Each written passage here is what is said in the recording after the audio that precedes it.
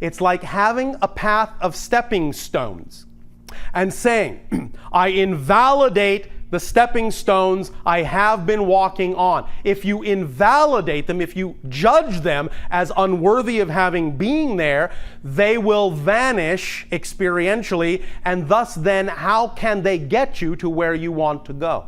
How can they lead you to the rest of the stepping stones if you invalidate the stones you've stepped on? I think it's the fear of crossing over and Yes. how I'm going to be supported financially Yes. to get to that level of my passion. Yes. I don't want to go to work at Mickey D's. And even though that my husband is supporting me, I keep thinking, I really want to let go of the massage. Yes. I do. I All right. have to. Then But- do what you can in the direction of your highest joy to the degree that your belief system will allow you to. Start there. Go as far as you believe you are willing to believe you can be supported. Okay. And don't discount any avenue that you really believe is a representation of your excitement in any form. Okay. But also, don't put conditions on yourself. You see, what you just did in that last sentence was bring up a flurry of belief systems and conditions. The only way I can get there and support myself is by working here or doing this job I don't like. I have to do it that way. No, you don't. But you have just revealed to yourself all the belief systems you have about that. So that's good. You've just made yourself transparent, and now you can deal with why you are afraid to take that step. You are afraid to take that step because you have a definition that says you must do it in a way that is unpleasant for you, that is not preferred. But that's not necessarily an empirical truth. It's just your definition that says that. So get in touch with why you have that definition and why you've made it real, and make it unreal. Because it doesn't have to be real, does it? One of the wonderful, wonderful things that exists is that there are other people. Other people act as shining examples of what's possible. If someone else can do it, you can do it. Do you understand? Yes. That's why all of you, really, most importantly, can be examples to everyone else by really following your passion. Because when you see someone else do it, it's not that you have to do it exactly the same way, but if they did it, that means it's possible for you. If you have attracted yourself into their life, or at least attracted them into your life enough to be aware of them and what they've done, then be inspired by the fact that they've done it as knowledge. As knowledge that if you've attracted them into your life as an example, that's a sign, that's a marker that you've done that to show yourself you are capable of the same thing. So if they created abundance in their lives in a fantastically rich, effortless, fun, and playful way, so can you. If the example exists anywhere and you can see it or be aware of it, it means you're capable of the same thing, or the example would never have come into your life, because there are no accidents. Does that make sense? Yes, it frees me. Thank you. Thank you, Bashar. This and what we are talking about in this kind of dialogue is not just a precursor to the idea of getting in touch with core beliefs. Everything we are saying has everything to do with really using this example, as we just pointed out in this last conversation, as an example of having your own dialogue at the same time and using this and applying it to your own situation to get in touch with your beliefs and your underlying beliefs and your core beliefs. All of this is part of the process. We are not stepping aside from all the other information we're talking about. This is part of the information. These dialogues are part of the information, part of the process in action. So pay attention to that. Are there more clarifications and questions? Hello, dear Bashar. And to you, good day. I'm just step on the path when I'm trying to explore who I am and why I'm here. Yes. And it brings also tremendous responsibilities because Oh, it's not stop. Before you go on, are you defining the term responsibility in a positive or negative way? positive. All right. Go ahead. And it's interesting, like you said, it's no accidents in the universe. No. And more I'm getting, I feel like I'm just on the baby level to be on that road, but I'm getting... You all are. Thank you. But I'm getting more and more. And so are we. Thank you. We are always all learning. There is no end. So, we are all masters, and we're all on the baby level. And a master knows they're on the baby level. That's what makes them a master. Continue. It's interesting that I'm getting more and more information about Yes. stuff what even hard to comprehend by human mind, but it's very exciting and very interesting about the answer to question why I'm here. Yes. And I would like you, would you please scan my energy and maybe ask the guys on the other side The guys? to get their permission? Because in a way, I feel that me and you are related. I Well, even yes, start to... in a sense, talking to someone else. So there is a relationship, there is a relatedness to the energy connection. Now, with their permission, your permission, and this goes for all of you, individually as well as collectively, what will help clarify some of these issues is information that does already exist. If you're not aware of it yet, it would be perhaps advantageous for you to become aware of this information. And it is in the form of what we will suggest as 3 books. Read Journey of Souls, Destiny of Souls, and the newest Conversations with God book called Home with God. All 3 are specifically about choosing from the spirit level the idea of physical reality and what goes into it, and why you choose those things, and why you wind up where you wind up. Educate yourself, if you have not done so yet, with the information in those books. They will help you synthesize a better and clearer understanding of the processes and mechanisms that go on in the spirit world that wind up in what your lives turn out to be, and thus, in some senses, answer many of the questions as to why is this happening? Why am I this person? So read those 3 books, see what that does, process that information, and see if it will take you further toward answering the why. All right? Thank you. Thank you. Oh, one moment. One moment. Are you specifically or strongly attracted to the color lavender or the Yes. flower? Yes. All right. This is, again, coming from your guides as a very good focusing element for you. It puts you, in a sense, helps you put yourself in the proper vibrational state to best absorb this kind of information. All right? Thank you. Thank you. I also have a question, more specific question. Yes. Is one of my guide extraterrestrial? Yes. Can you name No. him? Okay, thank you.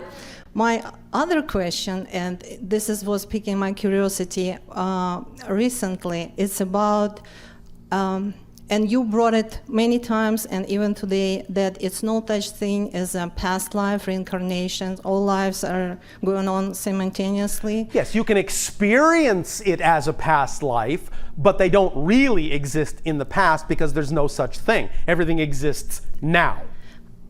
Yes, but my question is, can I change my frequency to experience those lives and then change my frequency to the present frequency? And Yes. is it any effects of those parallel lives on a current frequency life? Yes, of course. They're all interconnected. There is constant communication and bleed through of information and experiences crossing all those lives. Constantly. You may not always know where it comes from, where an inspiration suddenly comes from, but it might be coming from an experience in another parallel life that you know you can use in this life, and so you simply make a connection, download the information, and use it without necessarily having to know it's coming in that sense from another life. You understand? Yes, but how I can achieve that? I was You don't necessarily always want to know where it's coming from, because that might slow down your ability to actually use that information in this life. When you need to know where it comes from, you will. All right. You can be open to exploring that idea, and when and where it's important for you to know that it's part and parcel of another life experience your oversoul may be having, then you'll know. But if you don't know, it's not always important for you to know, because it may not be part of your experience here to know specifically where that information comes from, because you need to use it in this life in the way you need to use it, not in the way that version of you needed to use it. Make sense? Yes. But if it excites you to explore that idea, see where your excitement takes you without expectation.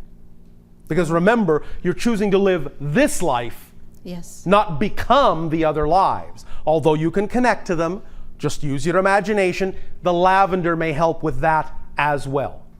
Thank you. But you may only at first get very quick flashes. That may be enough.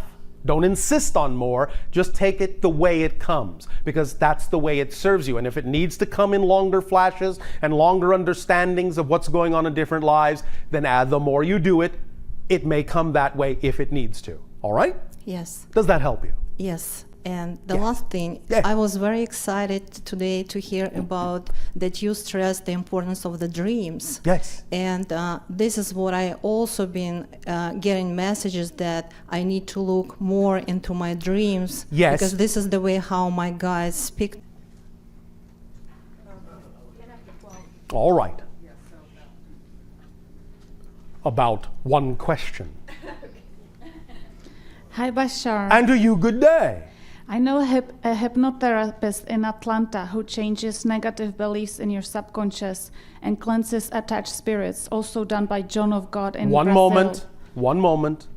Please remember, listen to your language. You do all the changing that happens in you.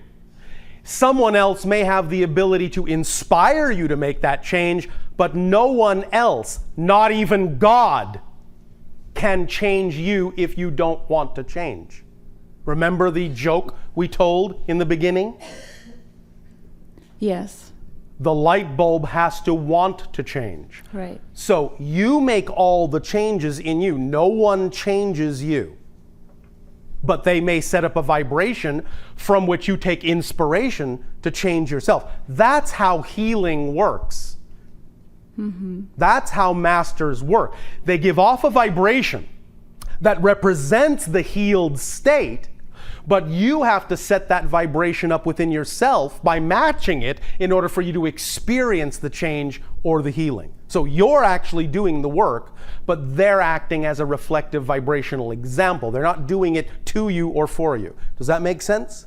Right. So pay attention to how you say those things, because sometimes in phrasing it the way you phrased it, it can be that you're in a state where you're giving your power away to someone else, and that's exactly the opposite direction you want to go in. So I can heal myself You without... do heal yourself all the time. Anytime there is a healing or a change, you're the one doing it. But you may be taking your cue from examples others are giving you. And the fact that they may say, you are healed, doesn't mean they actually did it. It still means you did it too. Mm-hmm. Do you understand? Yes, definitely. Does this help? Yes. All right, and? If I don't get inspired myself, it is helpful to go see these people. Yes, it can help trigger the idea. All I'm saying is always remember that if you do get triggered and if something does happen, It's you that really did it, even though you may have allowed them to inspire you and help you. All right. Thank you. Thank you. At this timing, we will allow you to be inspired by your stomachs. Have refreshment, and we will continue this transmission with more information and more interaction after your lunch break. Now, let's take a look at the diagram of all the circles and the jagged spiral.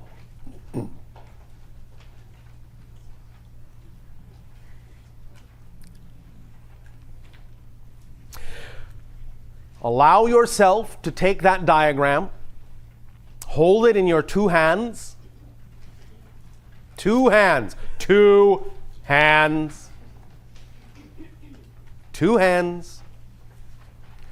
Hold it at a distance from your face that is comfortable so you can take in the entire image comfortably. Don't focus too close. Don't hold it too far.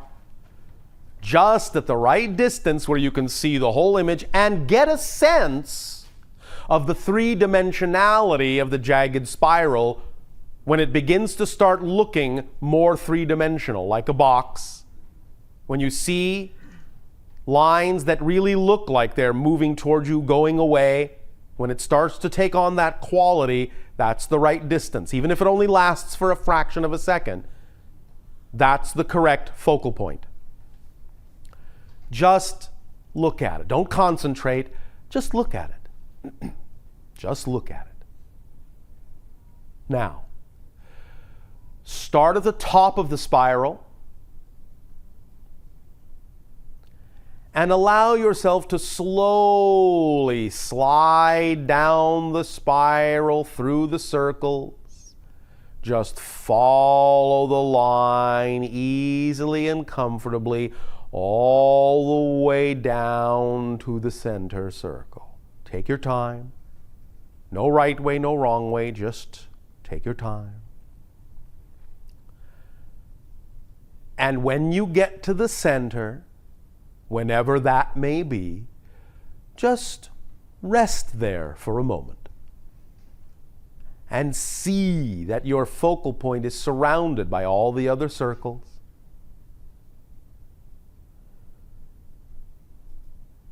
Now,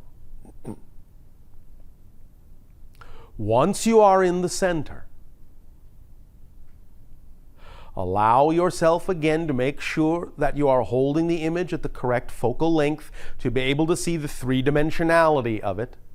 And even some of the circles may start to look like they are laid out in a three-dimensional matrix.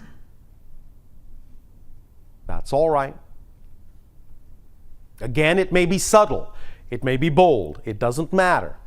But as your mind attempts to make sense out of the idea that the spiral looks three-dimensional, it will also make an attempt to see exactly what the relationship of that spiral is to the circles, and that may allow some of the circles to start looking like they are not exactly in the same plane with each other either. Let that happen if it does. If it doesn't, don't worry about it. Now follow the spiral out from the center.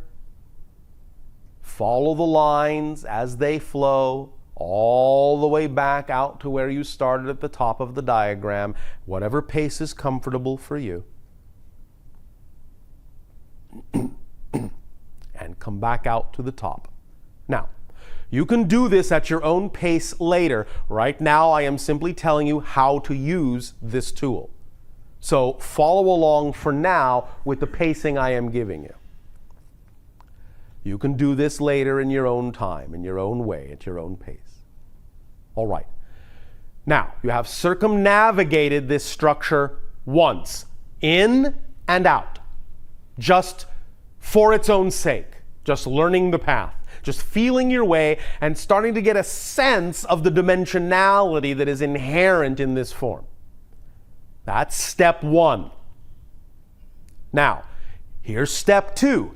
You will do the same thing again, but this time, before you go down the spiral to the center, what you will do is take with you an intention to discover a core belief, an intention to have a core belief revealed to you.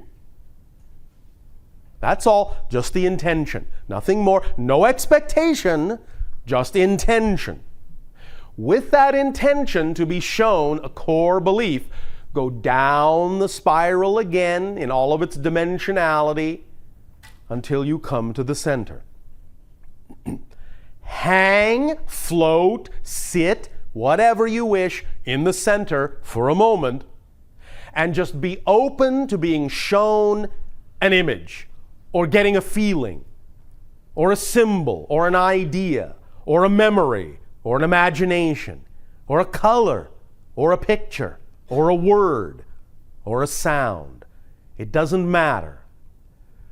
Just take it to heart that in some way, shape, or form, that represents the first step in getting in touch with a core belief. If it goes farther than that and expands into something bigger, that's fine. But it doesn't have to at this time. Once you have received that, even if it is simply an emptiness, and it simply comes to a point where you simply know it is time to go, whether you felt like you got anything or not, then when you feel it's time to go, go. Leave the center and come back up the spiral, back to the top. Now, at that point, look around at whatever beliefs you may be in touch with about yourself and see if any of them start to take on a slightly different perspective. See if any of them look a little different. Look at the situations in your life and see if any of them have taken on a slightly different point of view, or if you are looking at them a little bit differently or feeling a little bit differently about them. Or you see yourself as occupying a little bit different role, part, or position with regard to that situation you were in before you went down the spiral. Come back up and see if anything looks or feels or sounds or tastes or smells a little bit different than it did before.